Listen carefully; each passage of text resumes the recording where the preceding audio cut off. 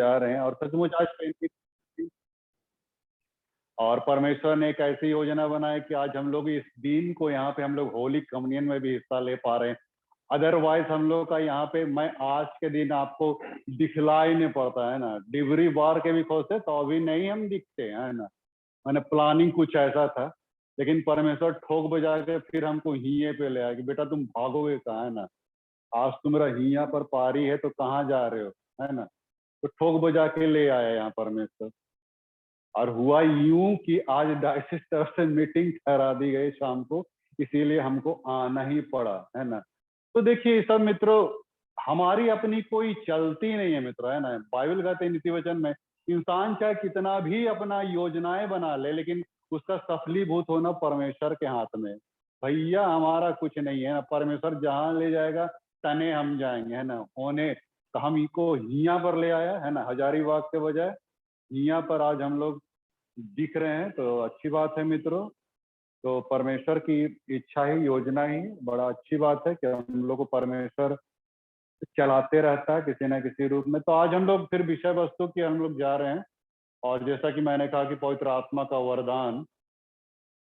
तो यदि आप देखिएगा बाइबल को आप पढ़िएगा तो यीशु मसीह जब अपने पकड़वाए जा रहे थे, पकड़वाए जाने से पहले उन्होंने अपने चेलों को इस बात की घोषणा की थी कि मेरा जाना तुम्हारे लिए अच्छा है, क्योंकि जब तक मैं न जाऊं तब तक वो सहायक यानी कि पवित्र आत्मा तुम्हारे ऊपर नहीं आएगा। और जब मैं जाऊंगा तो उस सहायक को भेजूंगा और तब पवित्र आत्मा तुमको गाइड करेगा। इसीलिए उन्होंने एक बात और क्या कहा था कि तुम लोग यरूशलेम में ठहरे रहना, अभी मत निकलना बाबू। हाँ, तुम्हें इतना परिपक्व नहीं है कि जाके अभी भीड़ का फेस करोगे। हाँ, टाउन में जाके प्रचार करोगे, सिटी में गांव में प्रचार करोगे, इतना तुम में हिम्मत नहीं है। तो भैया अभी तुम यहीं पे स्टेइंग रहो जब तक कि पवित्र आत्मा ना आए, है ना। प्रभु का ये कहने का मतलब है। कहने का क्या मतलब है, इंसान कभी भी अपनी योग्यता, अपनी ताकत, अपनी सामर्थ, अपनी डिग्रियों से परमेश्वर की सेवकाई नहीं दे सकता है जब तक कि उसके ऊपर में पवित्र आत्मा ना हो। इसका अर्थ यही हुआ मित्र, स्पष्ट शब्दों में हम लोग कई बार अपने सिद्धांतों को बनाते हैं, प्रिंसिपल्स बनाते हैं, अपने कई ऐसे स्ट्रेटजी बना के हम परमेश्वर की सेवकाई करते हैं। और ऊपरी तौर से सेवकाई तो ठीक दिखता है, बड़ा फलता फूलता नजर आता है, लेकिन भीतरी तौर से उसका जो ग्राट रूट में जो लेवल में जो ये होता है ना, वचन को माने बैठना, वो सब नहीं होता है मित्र। बाहरी तौर से बड़ी अच्छा दिखेगा, क्यों नहीं होता है? क्योंकि वहां पे पवित्र आत्मा काम नहीं कर रहा है। हम लोग अपने बल बूते, अपनी ताकत और योग्यता और ज्ञान के आधार पे हम लोग चले आए प्रचार करें, नहीं ऐसा नहीं होगा। तो ये पतरस लोग भी तो जब प्रचार कर रहा था तो उसके प्रचार में कहाँ से आया इतना सामर्थ? बाइबल क्या कहती है, जब वे यरूशलेम में जब प्रचार करने लगे तो पेंतकुस्त के दिन वे 120 इकट्ठे थे, बाद में 3000 के लोग उनके प्रचार से मैंने प्रभु को ग्रहण किए। तो भैया ये सामर्थ कहाँ से आया है? ये सामर्थ कहीं और से नहीं बल्कि पवित्र आत्मा का वरदान उनके अंदर में दिया, उपदेश देने का वरदान, है ना। वे लोग अच्छे वक्ता नहीं थे, कखगा भी नहीं जानते थे, लिख लोढ़ा पढ़ पत्थर थे, है ना, कहरा भी नहीं जानते थे। लेकिन जब उन्होंने भाषण शुरू किया, जब उन्होंने वचन को शुरू किया, उसके बाद तो बाइबल कहती है प्रेरितों का काम 4:13 में कि शास्त्री फरीसी लोग, धर्म के अधिकारी लोग देख के दंग रह गए कि इनके अंदर में सामर्थ कहाँ से आ गई। वो सामर्थ कहाँ से आई थी? पवित्र आत्मा से अभिषेक हो गए थे, अभिषिक्त हो गए थे, और तब जाके उनका वचन का प्रचार हो रहा था। इसी को तो पौलुस कहता है, ये 1 कुरिन्थी 2:4 में, कि मेरे प्रचार में ज्ञान की लुभाने वाली बात नहीं, लेकिन पवित्र आत्मा की सामर्थ का प्रमाण है।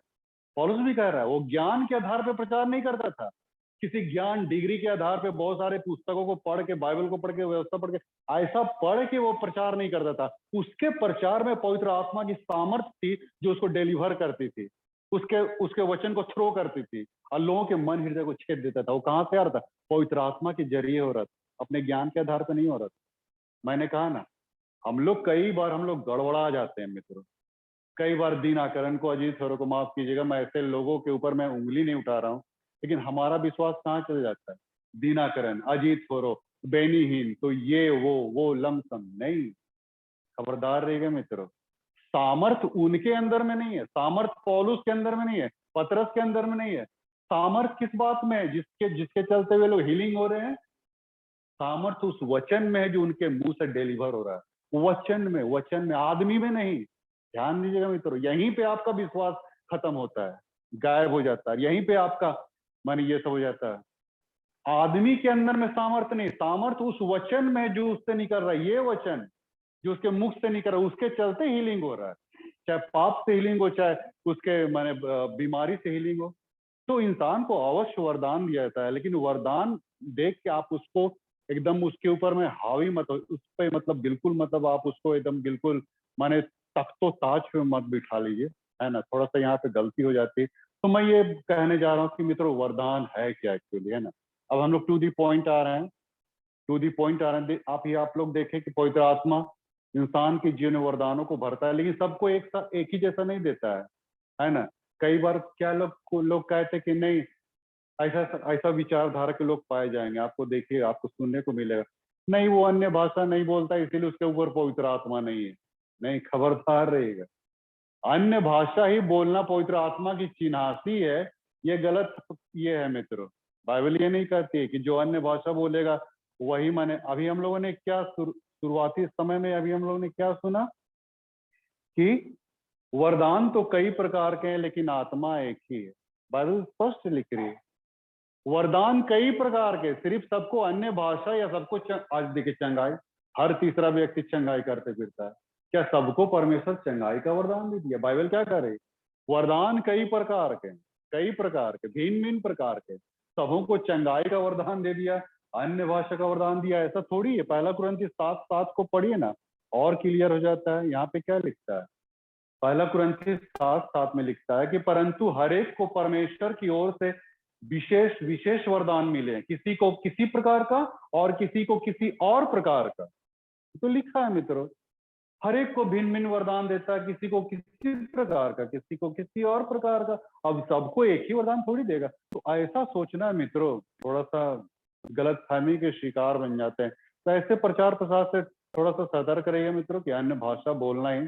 अभी हम अन्य भाषा की ओर नहीं जा रहे हैं, वो भी एक टॉपिक है, उसको हम लोग किसी और दिन हम लोग देखेंगे। तो खैर, हम लोग यहाँ पे ये देख रहे जा रहे हैं कि वरदान आखिर में है क्या।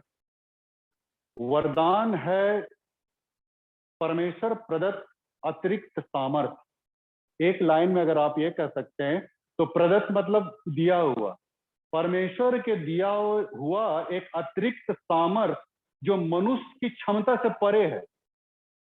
वरदान को आप समझिए मित्रों, परमेश्वर का एक एक्स्ट्रा ऑर्डिनरी माने ये पावर इंसान के अंदर में आता है जो ह्यूमन बीइंग से कहीं ऊपर है, उससे बाहर की माने यूनिक चीज है। वो चीज माने इंसान के अंदर में डाला जाता है। हर एक को माने एक विशेष वरदान माने डाला जाता है, और वो बड़ा यूनिक होता है, वो आम लोगों से भिन्न होता है मित्रों। जब पवित्र आत्मा आता है, किसी के जीवन में आता है, वरदान देता है, तो वो वरदान जो काम करता है वो आम व्यक्तियों से बड़ा भिन्न महसूस होगा, आपको देखिएगा। और ये वरदान हो सकता है प्राकृतिक भी हो और आत्मिक भी है। दोनों वरदान, दो प्रकार के वरदान होते हैं, एक आत्मिक वरदान और एक प्राकृतिक वरदान। प्राकृतिक वरदान कहते हैं जो जन्मजात होता है। जैसे कोई बच्चे को देखिएगा, है ना, वो जन्म से ही उसका जो गला होता है सुरीला होता है, तो जन्म से उसको गला मिलता है और वो अच्छा गाता है।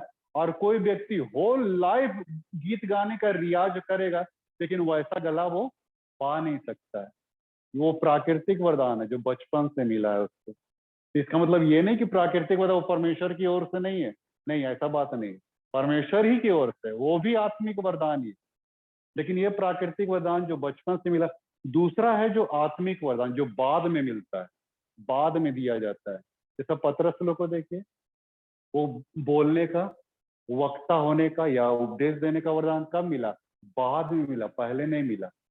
बाद में जब पेंतिकुस्त के दिन जब पवित्र आत्मा है, तब उन लोग को ये जो भाषण देने का, उपदेश देने का ये वरदान उनको बाद में मिला मित्र।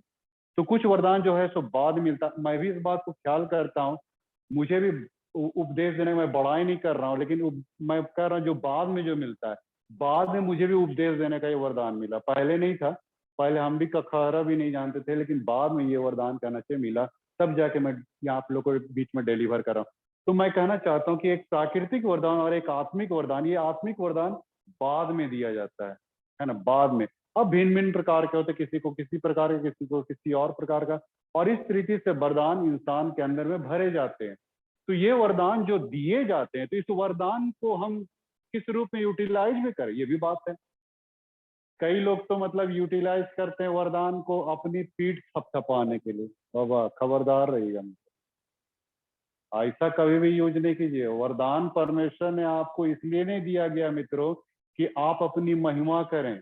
हम लोग कभी कभी गाना गाते हैं ना, तो गाना गाते हैं तो हम ये सोच के गाते हैं कि लोग मेरे गले का तारीफ करें, कितना सुंदर गला है, नहीं बदलवा का, बादल पादरी का। अच्छा, ऊपर से परमेश्वर ठोकेगा, है ना। परमेश्वर देखिए, वो सिर्फ गाने के शब्दों पे नहीं ध्यान दे रहा, बल्कि मेरे भाव पे भी दे रहा है। इसका गाने का एटीट्यूड जो है वो किस भावना पर आधारित है। देखिए मित्र, ये बात है मित्र। मैं यहाँ पे ये क्या बताना चाह रहा हूँ, आपके अंदर क्या भाव है। आप परमेश्वर को महिमान्वित कर रहे हैं या फिर रेवरेंड के भी खालकों को हम अपने आप को महिमान्वित कर रहे हैं। यहाँ पे परमेश्वर जज करेगा मित्र। खूटी में, हाँ ये खूटी नहीं, सोइको में हुआ था।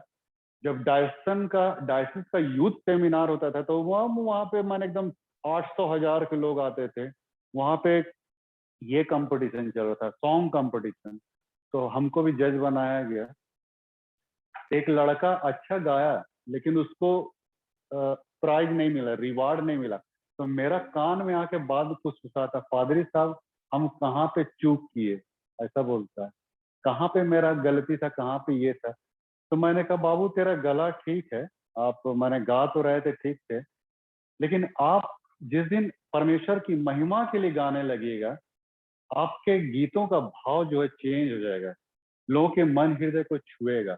आपका यही चीज आपके अंदर स्पिरिट काम नहीं कर रहा था, आप अपने आप को एक्सपोज कर रहे थे। मैंने उसको एकदम साफ शब्दों में मैंने कहा। भले अब वो बोलेगे भैया आपको कैसे पता, वो सब अब कैसे पता नहीं पता, वो सब मैंने बाद की बात है, लेकिन हम जो फैक्ट था हम उस चीज को बोल दिए, जो चीज हम पाए उसको एकदम बोल दिए। कहने का क्या मतलब मित्र, मेरे कहने का वही मतलब है।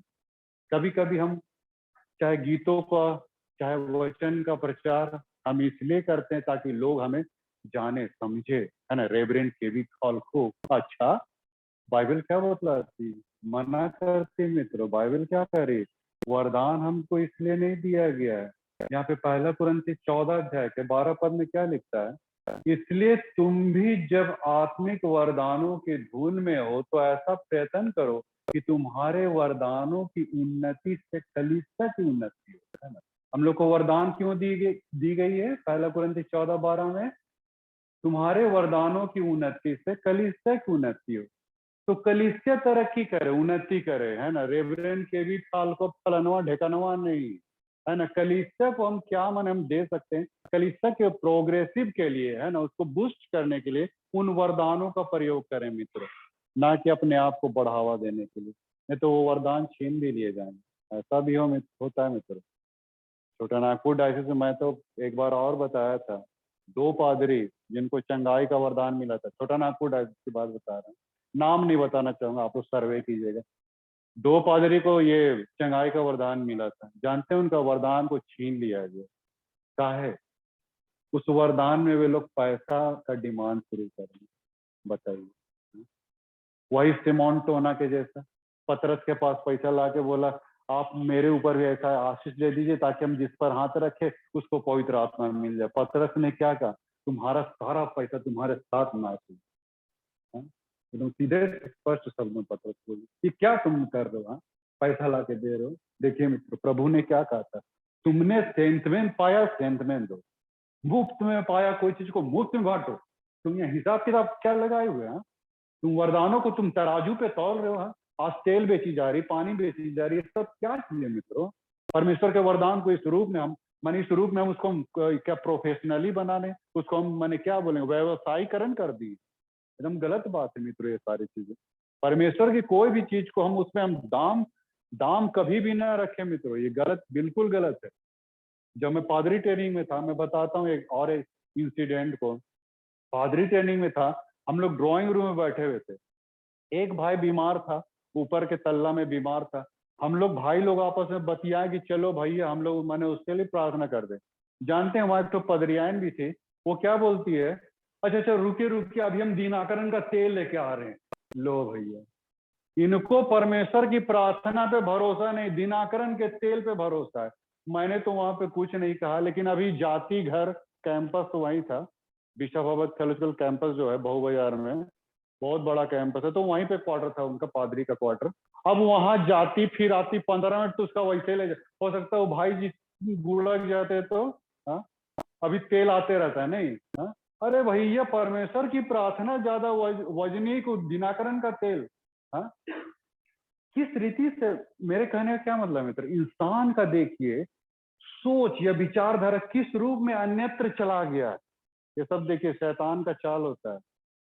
हमारा भरोसा और विश्वास परमेश्वर के बजाय अन्यत्र ले जाना, ये शैतान का चाल होता है मित्र। मैंने कहा ना, हमारा विश्वास कभी दिनाकरण पे, कभी अजीत थोड़ा के, कभी पत्रस और पौलुस पे चल जाता है। नहीं, हम हमेशा, हमारा ध्यान, हमारा विश्वास परमेश्वर पे होना चाहिए, जो वरदान को उसने दिया है। उसके पास इतनी शक्ति नहीं थी, है ना, उस व्यक्ति के पास, ये परमेश्वर उसके अंदर ऐसा एक्स्ट्राऑर्डिनरी पावर दिया जिसके चलते वो काम कर रहा है। नहीं तो अन्यथा अपने आप में वो कुछ नहीं, इंसान एकदम माने बिल्कुल हाड़ मांस का बना हुआ है एकदम। हाँ, हाड़ मांस का बना, हमारे अंदर ऐसी कोई प्रतिभा या कोई ऐसी योग्यता, कैपेबिलिटी नहीं होती। तो ये वरदान देखिए इंसान के अंदर में आता है, और तब उस वरदान का यूटिलाइजेशन होने लगता है। अच्छा, एक बात और भी है कि कई बार हम लोग जेलसी भी करने लग जाते हैं। अरे फलना को तो बहुत वरदान दिया गया, हमको तो इतने दिया है ना। कभी कभी हम लोग ऐसा भी करने लग जाते हैं, अरे बाबा, जिसको जितना मिला है उतने उसको यूटिलाइज करो ना। हाँ, जेलसी की भावना कहाँ से आ गई, जाइए ऊपर जाके गरियाइए परमेश्वर को, है ना। हाँ, तो ऐसा नहीं करना चाहिए मित्र। परमेश्वर हर एक को वरदान मिला, किसी को कम, किसी को अब 5 तोड़ा, 3 तोड़ा, 2 तोड़ा, 1 तोड़ा, सबको तो भिन्न भिन्न दिया है ना भाई। सबको तो एक ही तोड़ा नहीं ना दिया है। अब आपको जितना मिला उसी को यूटिलाइज करें। अब कोई ये भी नहीं कर सकता कि मेरे पास कोई वरदान नहीं है। हाँ जी, हाँ मित्र, कोई ये भी नहीं कर सकता कि मेरे अंदर कोई टैलेंट नहीं है, कोई वरदान नहीं है। भले इंसान में सैकड़ों बुराइयां क्यों ना हो, लेकिन एक अच्छाई उसके अंदर में जरूर रहता है। हाँ, इस बात को नोट कीजिए। कुछ ना कुछ कैपेबिलिटी या योग्यता उस व्यक्ति के अंदर जरूर रहता है, जिसको आप कितना भी ये समझ लीजिए डिमेरिट्स उसके अंदर, लेकिन नहीं, कुछ ना कुछ उसके अंदर प्लस पॉइंट रहता है। अगर उस प्लस पॉइंट को पहचानते हैं और उसको उसको पॉलिश करते हैं, तो बहुत काम काम देगा मित्र। ये पौलुस क्या कहता है तीमुथियुस को, दूसरा तीमुथियुस 1 अध्याय के 6 पद में क्या कहता है पौलुस, हे तीमुथियुस, जो मेरे हाथ रखने के द्वारा जो तुझे वरदान मिले, उस वरदान को तू चमका, उसको पॉलिश कर, है ना। चमका, चमकाने का मतलब उसको और यूटिलाइज करो। हाँ, तोड़े जैसा छुपा के भूमि में मत गाड़ के रखो बाबू, नहीं तो फिर वो खत्म हो जाएगा। हम अपने वरदान का अगर यूटिलाइज ना करें, तो वो भूमि में गाड़े जाने जैसे तोड़ा है। फिर आके परमेश्वर हिसाब मांगे, तुमको हम इतना टैलेंट दिए थे, क्या किया तुम टैलेंट का, बताओ। तो फिर क्या बताइएगा। उसने बोले, नहीं प्रभु, हम तो मैंने थोड़ा सा समय नहीं मिला और हिन्ना तेना। अच्छा, प्रभु बोलेगा, दे बेटा, जो 2 जख है उधर चल, निकल जा पतली गली, ऐसा बोल दो। नहीं मित्रों, आपके अंदर जो भी वरदान है, जो भी गिफ्ट है, उसको यूटिलाइज कीजिए मित्रों। अंदर में मत रखिए, थोड़े ये सब मत रखिए, उसको यूटिलाइज कीजिए। जो कुछ भी आपके अंदर में, आप दीजिए कलीसिया को। आप कलीसिया से क्या लेते हैं ये बड़ी बात नहीं मित्रों, आप कलीसिया को क्या दे सकते हैं ये बड़ी बात। आप समाज को क्या दे सकते हैं वो बड़ी बात। इसको आप यूटिलाइज कीजिए। आप जितना यूटिलाइज कीजिएगा, परमेश्वर आपको और भी आशीष से भरेगा, और आपका जीवन और जगमग करे। आपके जीवन से लोग सबक लेंगे जी, आपके पास आएंगे, फटकेंगे, आपसे मिलने के लिए आतुर होंगे, कुछ सीखने के लिए आतुर होंगे। ऐसा बना देगा परमेश्वर जी। हाँ, ऐसा बना देगा आपको। कितने लोग आशीष पाएंगे इसका कोई अंदाजा है आपको? नहीं होगा, हमको अंदाजा है मित्र। एक समय दूसरों के लिए ठोकर का कारण बन देते हैं, अब आशीष का कारण बने। लोग आते हैं, पूछते हैं, बतियाते हैं, मिलते हैं, ये सब कहाँ से आ रहा है मित्रों? हमारे अपने कैपेबिलिटी से नहीं आ रहा है, ये परमेश्वर उड़ेलता है अपनी आशीष को। इसीलिए तो मैं खड़म खस एकदम जीता जागता सब कुछ मैं बता देता हूँ मित्रों, जो प्रैक्टिकली है। ये नहीं कि हम मैंने पढ़ लिख के आए हैं और ये, वो ऐसा नहीं मित्रों, एकदम प्रैक्टिकली बात हम बताते हैं, जो चीज जीवन में देखते हैं।